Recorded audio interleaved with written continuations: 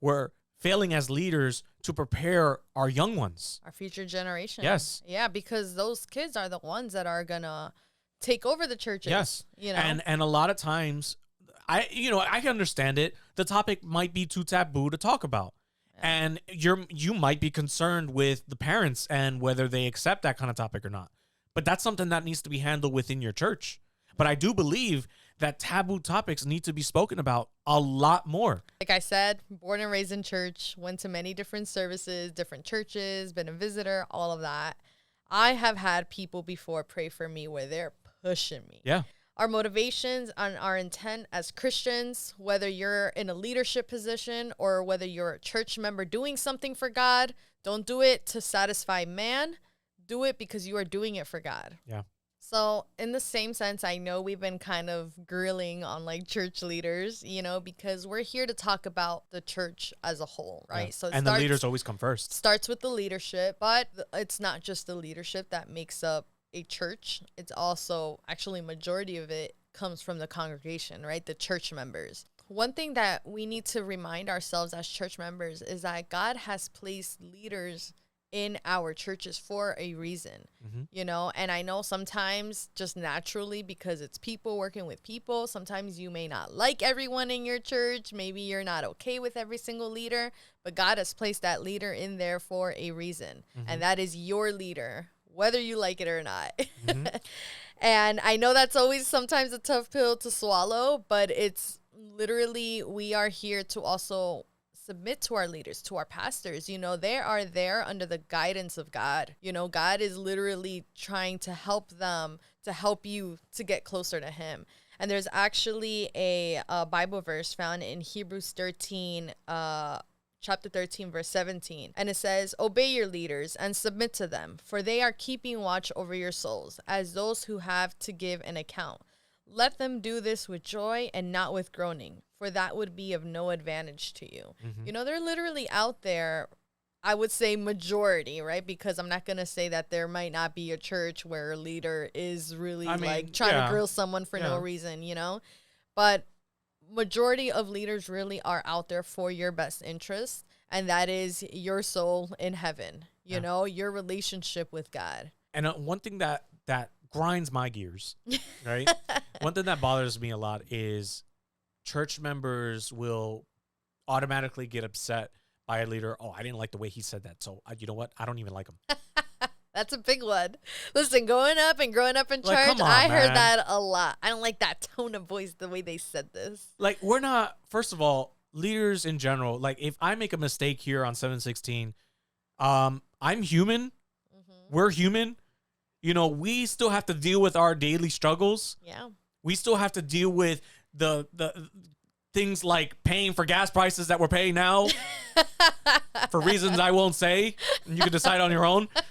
You know, like, we still have to deal with that. Yeah. You know, our church leaders are also dealing with everything that's going on in the world, but now also trying to lead a congregation. Yeah. Like, I was thinking about it not that long ago, specifically for our pastors. I'm like, wow, like, because I'm here tired, right? And I'm here like, man, we're doing this, we're doing that. Then I got to work. Then I got to make sure home and the cooking and the cleaning and our dogs. Yeah. And, you know, and now our pastors are going through the same exact thing, but now they're also getting on top of that, phone call after phone call of like, hey, pastor, this just happened to me. Hey, and this, I need your, you know, consejería, I need your advice. Exactly. Like, it's a lot. Yeah, like, and you're going to tell me that they will not maybe slip up or maybe say something out of tiredness just naturally as a human being. Yeah, and we can't expect them to not get agitated. I mean, there's some Aggie people in these churches, man. You know, thank God that doesn't happen in my church, but you know how the pastors always say, no, pero eso like, no pasa no, aquí. I know, that's every pastor's like message, right? Like, well, I'm not talking about this church. No, Nothing this doesn't happen in this church, right? No, but listen, man, like, we, the pastors, all of us, everybody, you, the pastors, we're human. Yeah. The pastor didn't suddenly become pastor and then suddenly become the son of God. Yeah. They're flesh. Yeah. They are flesh just like you are. Yeah. They get annoyed just like you are. They get mad just like you are. Yeah, they get sad, they get frustrated, Yeah. they get everything like They're we not do. this emotionless robot that are supposed to be perfect in everything they do. Except a lot of times they still have to put that face of strength and happiness, you know? That's tough. Yeah. There's a lot to that, and I think it's just so important as church members. It's very easy to point out flaws. It's very easy to be like, "Oh, they're not doing this, they're not doing that." Mm-hmm. But it's like, let's learn to show a little bit of grace. We're always so quick to point out the flaws in people, right? Yeah. But we need to stop doing that. As a congregation, we need to stop focusing on what people appear to look like. Yeah. Because we have a lot of issues where people appear to look like Christians, but deep down they're not. They leave that church and they're just back to what they're doing. They come back into church, and what are they doing? Just warming up the seat. It's not enough to just show up to church, look the part, and then leave and do whatever you're doing. Yeah. So as a church, we need to stop focusing on the appearances of things. We need to stop focusing on, mira, que tal fulana está haciendo esto y no debe estar haciendo esto and this and that. Stop worrying about what other people are doing. Yeah, I think we get quickly caught up in like this whole gossip mentality of like, oh, I heard this girl didn't come to church today because of blah, blah, blah. I bet you it's because of this, and that. You are literally tearing your church down by allowing yourself to consume yourself into gossip. Mm-hmm. Like that is not what we're there for. Yeah.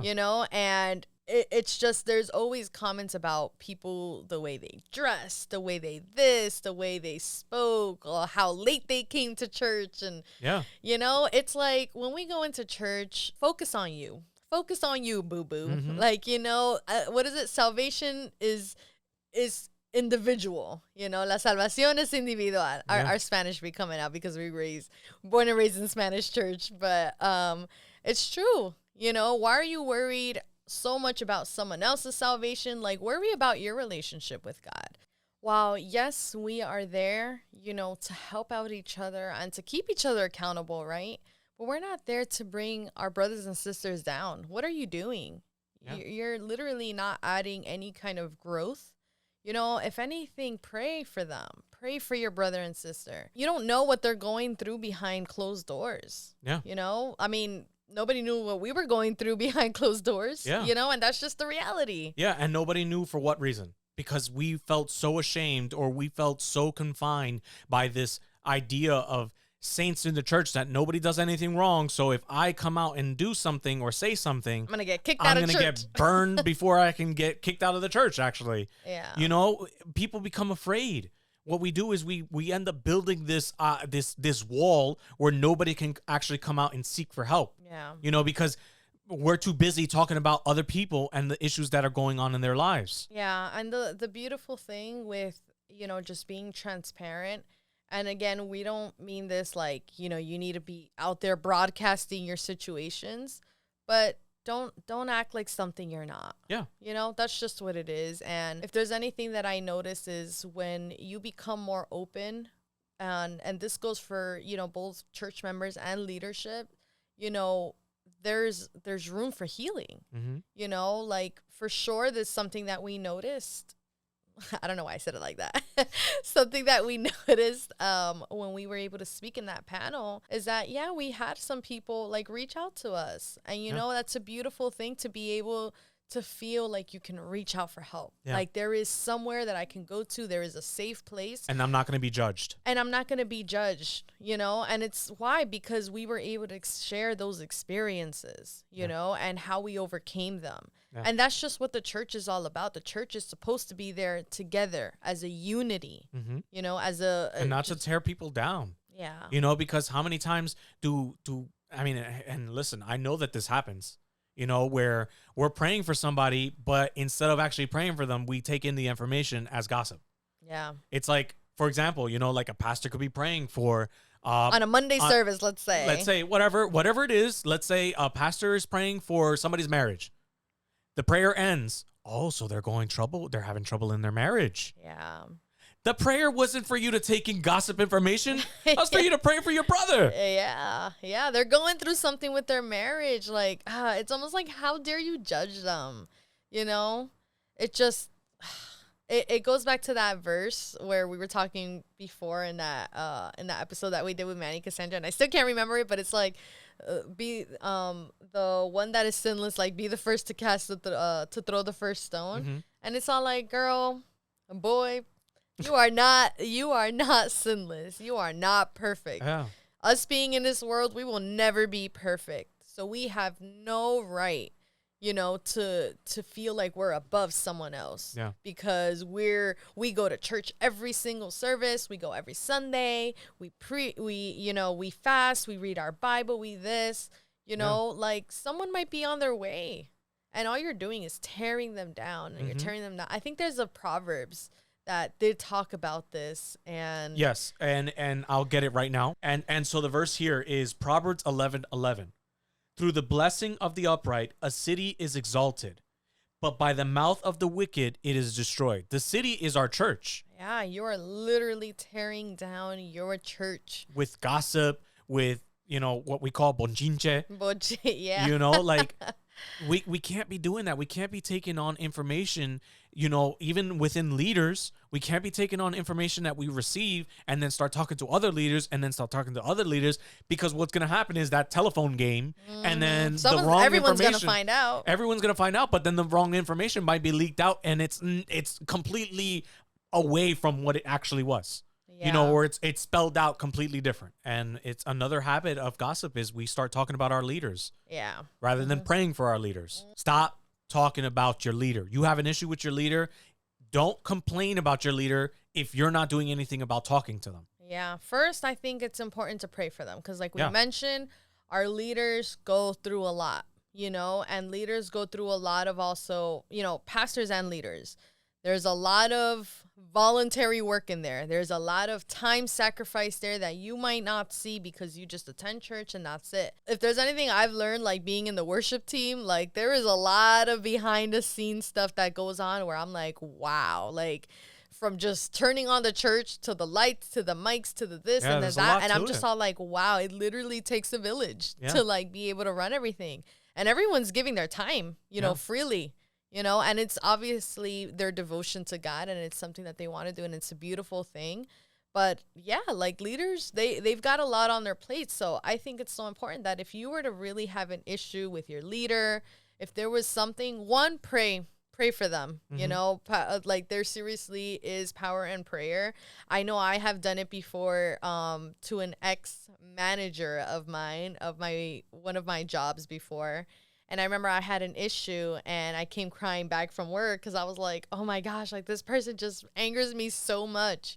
But instead of like cursing at them or anything, what I did was like, I'm going to pray for this person. Yeah. And literally there was a shift like instantly, and it was the craziest thing that I probably have ever experienced. And I think I was like 16 years old. And in that same way, like it's so important to pray for your leaders. And if there really is an issue, you can also confront them rather than saying like, this person pissed me off because blah, blah, blah. You have an issue, go talk to them. Mm-hmm. Simple as that. You're literally just going around and now. It's like, why are you doing so much talk? What's this talk about? Just talk to the real person. Talk to the person that you're talking about. That you're talking about. Talk to them. Talk. I did not mean for that accent to come out. Just talk to. Ow. Just talk to the person that you're talking about. Yeah. Set up a meeting. Hey, you offended me. Hey, I didn't appreciate this message. Hey, I don't like that that I felt like you were attacking me with your word. Yeah. Talk to the person. It might not even be that way. It might not even be like that. Mm-hmm. And if it is like that, you corrected it. Yeah. Kudos to you for correcting it. Kudos to you for standing up. But by breaking down your pastors or by breaking down your leaders and talking to somebody else about that same thing, they said this and they did it like this. You're tearing down your church. Exactly. You're tearing down your church. You're tearing down your city.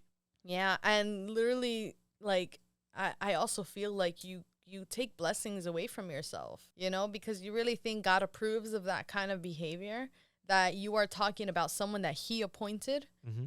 Like, that's not going to fly by him. Yeah. And there's actually a Bible verse, right, that talks about how to confront like leadership and how to go about that. This we can find it in 1 Timothy chapter 5 verse 19, and it talks about elders. And in this case, you can literally apply it to an elder or to your leadership in church.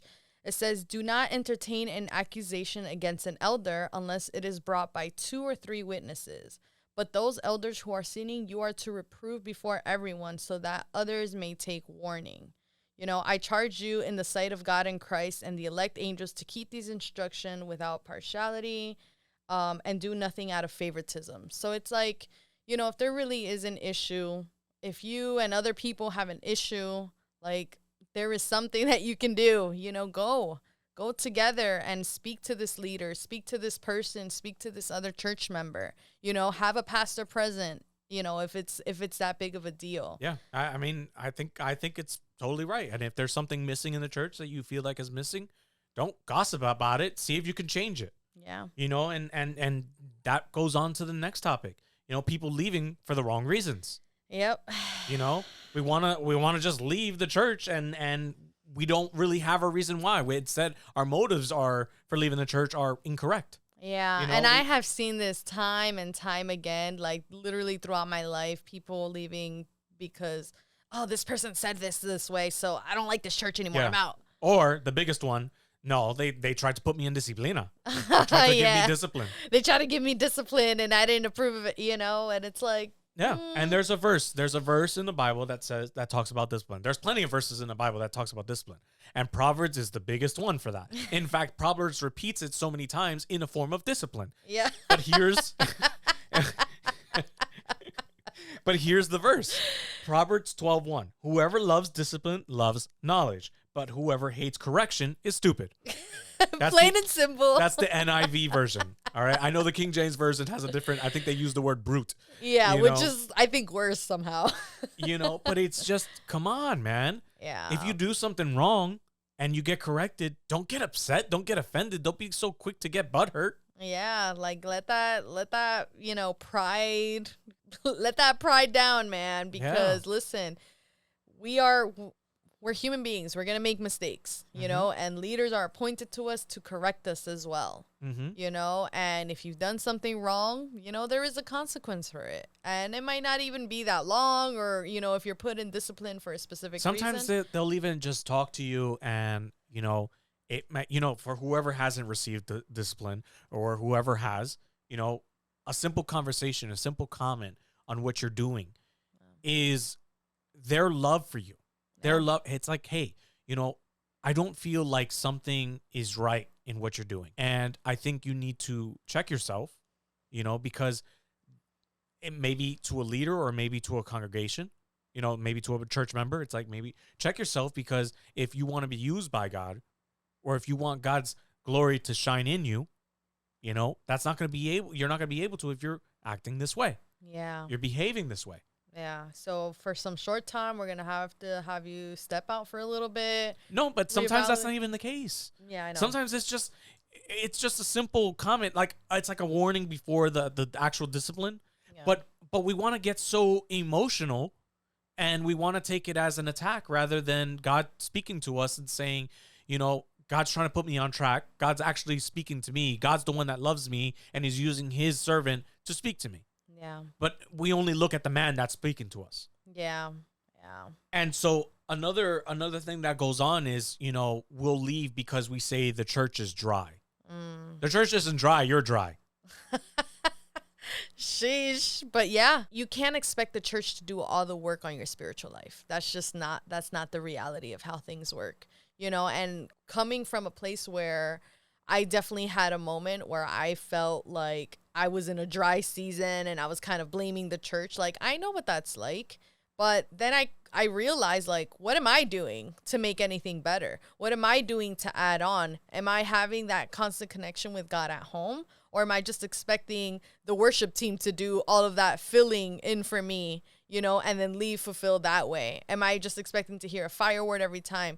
Like, God is trying to reach out to us at home on our daily living, not just once or twice a week when you go to church. Mm-hmm. Of course you're going to feel dry. Of course you're not going to feel like anything's going on because you're not even giving God the time and place.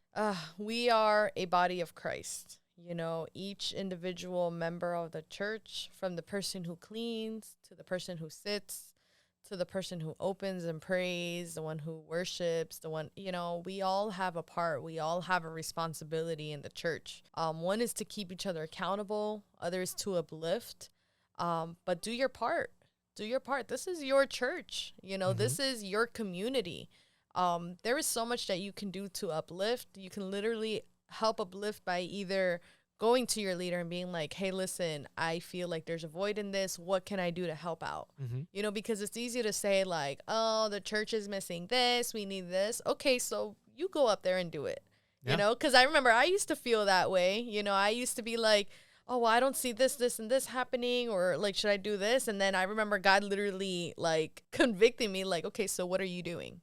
You know what? Because I made you for a reason. You're in that position for a reason. So what are you doing about it? You know, and it was just all like, oh, shoot. And that's where I had to check myself, where it's like, yeah, it's so easy to point fingers, but it's so much harder to do the work, you know, to have that commitment.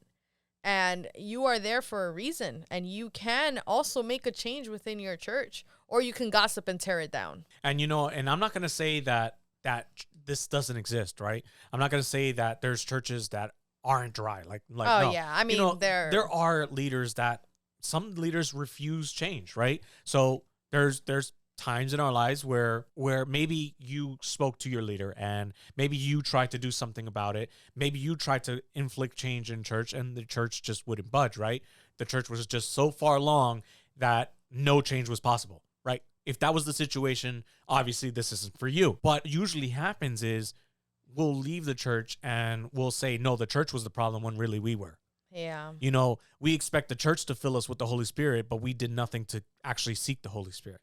Seeked out the leaders, and we looked at man for that opportunity, or we looked at, you know, how fancy the church is, or how great the technology is, or how up to date, or how modern it is. Yeah. And it's like, I think you got the idea of church really wrong. Yeah. If that's your motives, you Yeah. know, if that's what's keeping you from going to a church because it doesn't look fun, because it doesn't this, I think there's a little interior work you need to be doing. And as well, same thing with the motives. You know, what's your motive for joining that church? You know, there's people that want to go to Stephen Furtick's church because it's Stephen Furtick. Yeah. You know, are you going for Stephen Furtick or are you going for God? Also, are you going to church because you're just trying to find a Christian spouse? Oh, you know? Yes, you can't miss that. You know, are you going there for Christian Mingle? Not sponsored? Not sponsored. Yes. But, you know, I remember, like, people would love to visit other churches because they're like, ooh, my future spouse is probably in there. But then you missed the whole word because you was just trying to see if there was cute, hot singles in there, Yeah. you know? But, you know, the whole point of this is, like, really to keep us in check. Yeah. You know, because if we say it, a lot of times it's because we've also gone through it. Yeah. We can't be lazy Christians. Yeah. We can't be lazy Christians. We can't expect for something to work out and do nothing to make it work out. I mean, that's like saying, like, God, talk to me. But then you never pray. You never even open the word. You know, it's like, how is God supposed to talk to you? You want it to be like a big sign. You want like an angel to come down and be like, you have to go left, you know?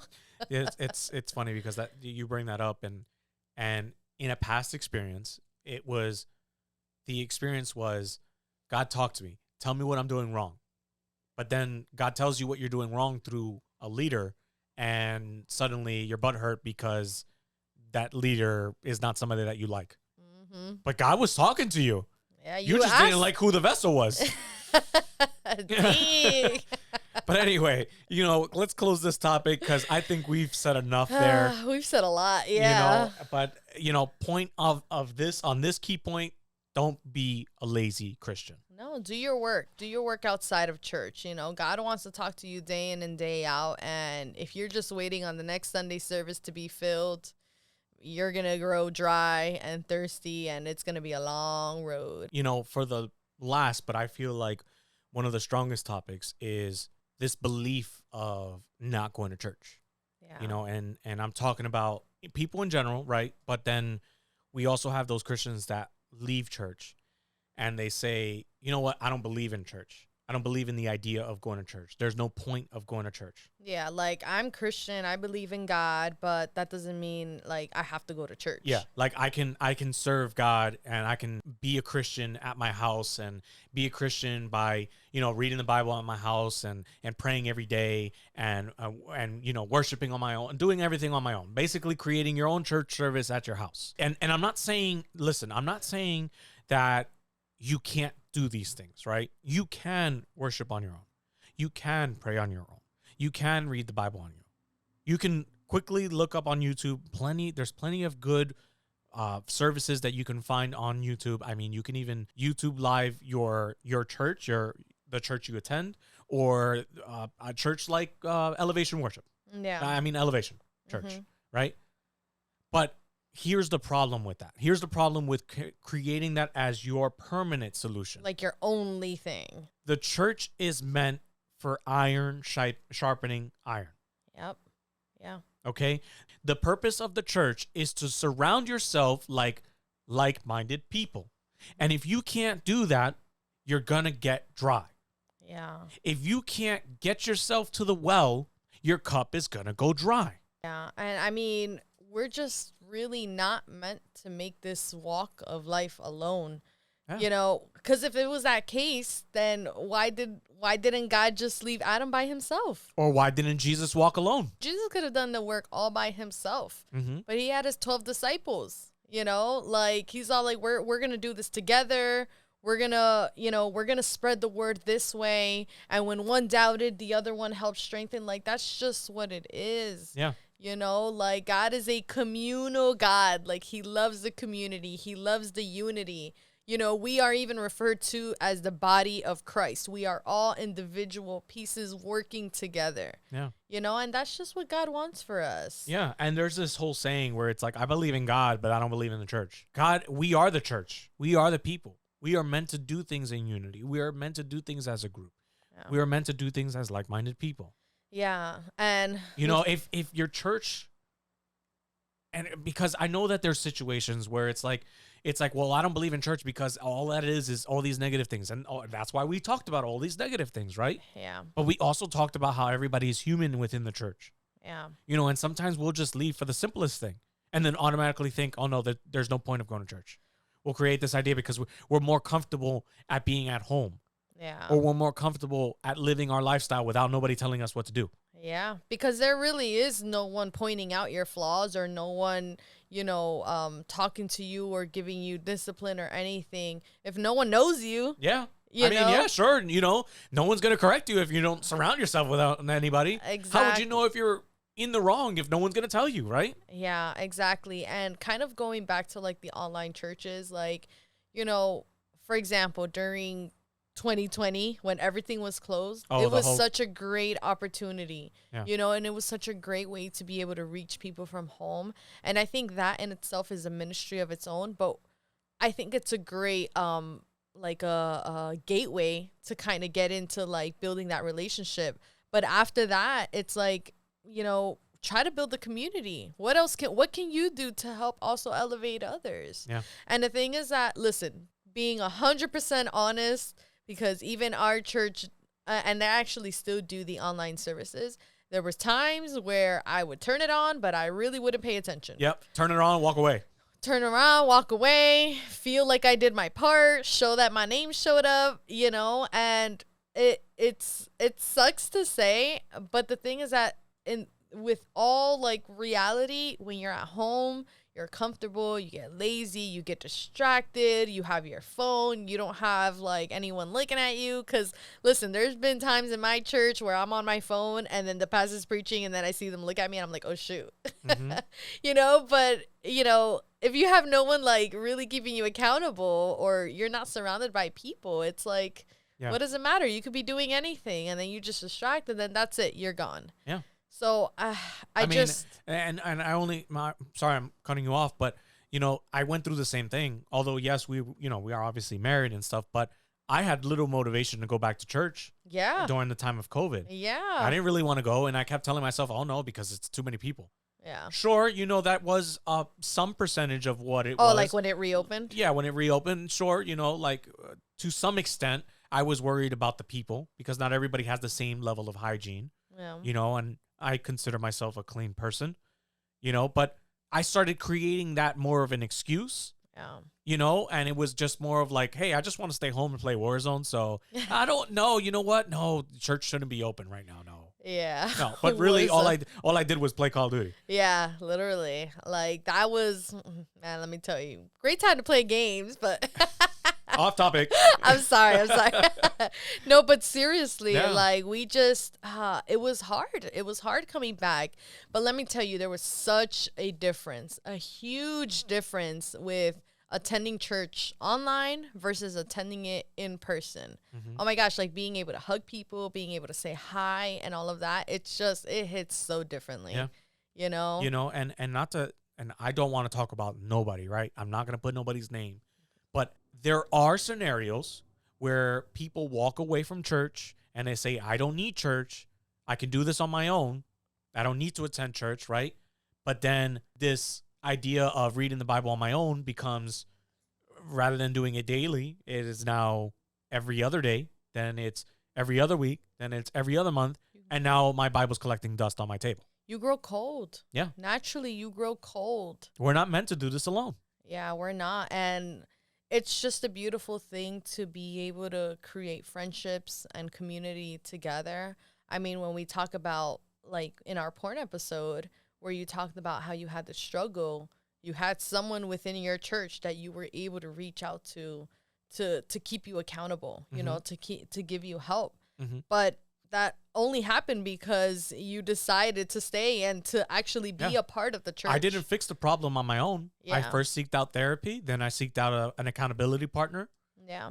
And now I'm exposing myself to be held accountable by many more people. A lot of, I know that there are people that can do it on their own. Yeah. I know that there are. But the odds, but it is so much better when you have motivation. It is so much better to run with a partner than run on your own. I mean, there is a verse in Psalms, right, where it says, I was glad when they said to me, let us go to the house of the Lord. Let us go to the house of the Lord together. And who said this? It's in Psalms 122. Oh, Psalms. Okay. Yeah. So it's just, it's a beautiful thing to be able to congregate together. And, I understand there's also a lot of people that have gone through their struggles.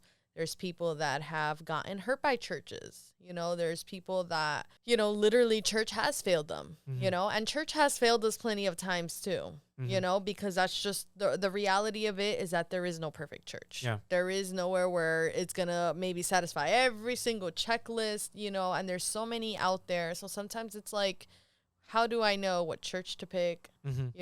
And it's like, I recommend you and I highly, highly suggest for you to really ask God to give you that discernment. When we decided to go to our current church, there was a lot of signs that we asked for, before we made it permanent, because we were like, God, we have gone through so many churches and we don't want to go through the same thing. Yeah. And is our church perfect? No, it's not. And guess Yeah. what? We're still going, because at the end of the day, I am not there for man. Yeah. I am there for God, and I am doing my part to be able to also help uplift. Yeah.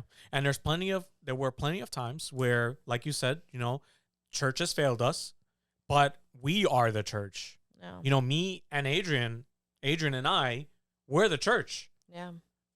The church members are the church. The church leaders are the church. The church pastors, the church. Mm-hmm. So it's not just one person that can fail you, right? You can also fail the church. Yeah. You, the church, can fail the church. Yeah. So this isn't a one-sided thing. Everybody is playing Everybody a part plays here. a role. Yeah.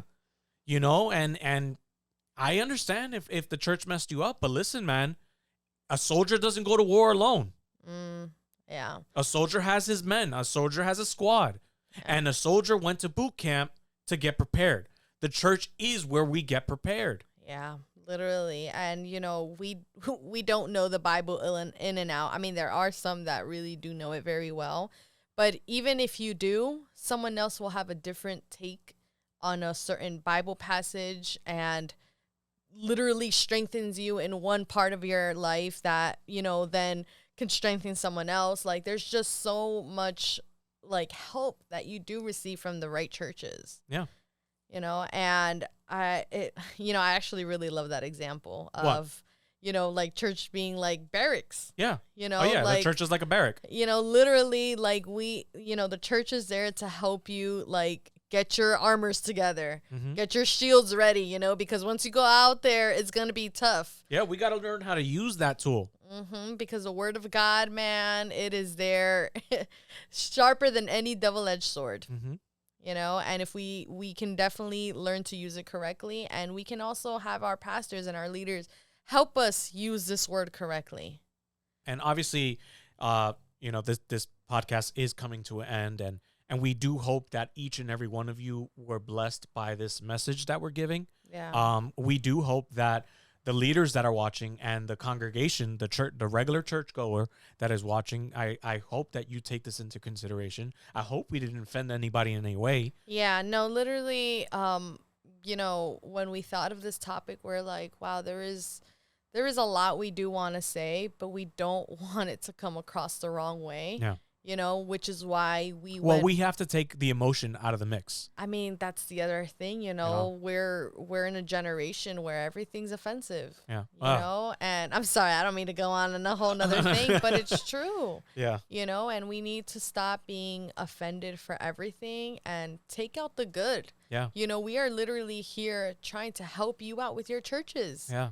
Help you out as a leader, help you out as a church member. Yeah. Like if for some reason I get put in discipline, or if for some reason, like the church leaders don't like, if my pastor doesn't like me for some reason, well, guess what? I'm not here for you. Yeah. I'm here to serve God. You're stuck with me whether you like it or not. I'm not going nowhere. Yeah. This building is just a building. Yeah. Church is us. We are the city. We need to build it up. Yeah. Okay? And your leaders are stuck with you. Yeah. Okay? You can make a difference. You are a voice. Yeah. We are meant to do this together. Mm-hmm. And in everything we do, we got to look for God's guidance. Yeah. We cannot try to do this by our own will, based on our own emotions. Our own strength. Because I remember, and this is just a little bit off topic, but I almost touched based on this topic in, I think, episode 4 or 5. And I started getting angry. Oh, yes. Because I still wasn't ready to talk about the topic. Yeah. I still had anger in this topic. Yeah. Because of emotions that I hadn't checked yet. Yeah. Right? And this is emotions that go back, way back to my early church days, when I was a kid. This goes to emotions of my family. Do I wish my entire family was serving God? Yes, of course. Yeah. But that's no reason not to show up to church. Yeah. So I had to check my emotions. Okay? And I had to make sure that I was sound before doing this. And in the same sense, check your emotions. If you're doing it out of anger, you're doing it wrong. Yeah. Use God's guidance. Use God's wisdom. Seek advice. See if you're in the right. See if you're the problem instead. If there was any part of this, episode, anything that we may have spoken about that, you got offended, we do apologize. We're not out here trying to offend, but also check to see if maybe the shoe fits. Sometimes we might act in certain ways and we don't really realize them. I know that I was one that was always pointing fingers at one point, and then I'm like, okay, well, what am I doing? So we can all receive some kind of advice, some kind of correction. We're not perfect. Yeah. And we can't expect the church to save us. Yeah. The church is not going to save you. The church is there to help you. It's like a guidance. It's like a motivation. Yeah. I get motivated to serve God when I'm surrounded by people who serve God. Yeah. And that's what you have to seek for. That's what you have to look for. And if you're not finding it, look for your leaders first. Fix it within your leaders first. Yeah. Have a session with them. Yeah. And if nothing changes afterwards, then maybe look for another church, but with God's guidance, and make sure that you're not leaving out of anger, that you're not leaving because I didn't like the way they looked at me. Yeah. Or I didn't like that they said this to me because, listen, Most of these topics that we've spoken about, we say it out of experience. Mhm. Quite honestly. Yeah. You know, we've either gone through it, or we know someone that's gone through it, or we've seen it happen within our own eyes countless times. Mm-hmm. You know, and if we've seen it, I can only imagine how much like pastors must have seen it throughout years and years. Yeah. You know, but I'm telling you, like, it is a beautiful thing to be able to congregate within a church. And I pray that you guys can, you know, find that discernment to choose a church correctly, and to be able to also serve, because we're not here. Don't go to a church as a spectator. Don't go to a church to be a bench warmer. Don't go to church to just judge every single person. You know, I understand if you're going there, you know, as a visitor and you're still trying to figure out things. I understand that you do, in a sense, do need to spectate. But, you know, pray about it. Pray about it, because God can give you that church. And God gave us our church, you know, and he answered our prayers, and he gave us so many signs. And I'm grateful for it. Yeah. I'm happy for it. I'm grateful for my church. I'm grateful for all the members there, all the leaders there. You know, I love it. Yeah. And could I point at flaws? Yeah, I could point at flaws. But this who are you benefiting? Yeah. Are you benefiting yourself by only pointing out the flaws? Yeah. Because you're gonna find it everywhere you go. Yeah. You can look in the mirror and point at flaws at you. Yeah. Your own flaws. Yeah. You can go to a million churches, and at one point or another, the ugly stuff's going to show up. Yeah. You know, and if you're going to church for someone else, again, check yourself, because that cannot be your motivation. People will fail you. Wow. We unraveled a lot. Yeah, no, but you know what? This was necessary. I'm happy that we did all this. I'm happy that we talked about this. I'm happy in the direction that we took with this. Yeah. Guys, if you stuck around because this was probably going to be 2 parts. I think it is going to be 2 parts. It might be 2 parts. You know, I know that we took out a lot, like we unveiled a lot. But again, you know, we do hope that you guys take our words into consideration and listen. This is all stemming from a place of love. Yes. That's where I'm going with it. That's where I was going with it. So guys, thank you so much for watching. Yes, thank you for seriously. being here. Thank you for your constant support. Yes, please continue supporting us. Yes, it really does help us. Again, even if there is one person who receives a message, I am fine with that. Yeah. But if there are any other topics that you guys want us to cover, feel free to leave it in the comments, DM us. Yeah, even all ask of us, the good things. Yeah, even ask us questions if you guys have any questions. You know, like that experience that we had. There was so many youth that had so many different kind of questions. Yeah, maybe we could do a Q&A one day. I would love to do a Q&A. I would love to do a Q&A. We could. You know, and we can, you know, put it in the comments, or if you want to make it anonymous, send it. Well, it wouldn't be really anonymous to us.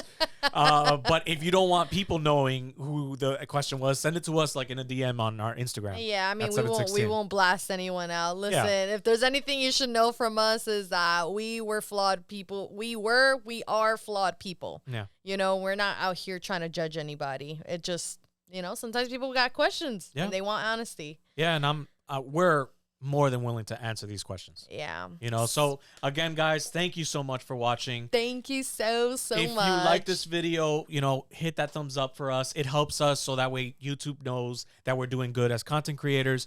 And if you want to continue seeing videos from us, if you haven't subscribed already, please subscribe. Hit that subscribe button. If you don't have a YouTube account and you want to subscribe, and you got to create one. Okay. You got to create one. Yes. That's it. All right, stop it. No, I'm kidding. Listen, man, it's not about the numbers, like we said. No. But you know, your continuous support always helps us out, and it's a motivation. It is a motivation. It's a motivation. It's a happy motivation. And we hope you guys are blessed by it. Yeah. All right, guys. We will see you on the next episode. Stay tuned because we do have a special guest. All right, guys. Bye. Ooh, I'm tired. My legs hurt. I've been sitting in this position. I need more coffee. Coffee, yo. I couldn't stop saying talk. I know, talk. You got to talk to people.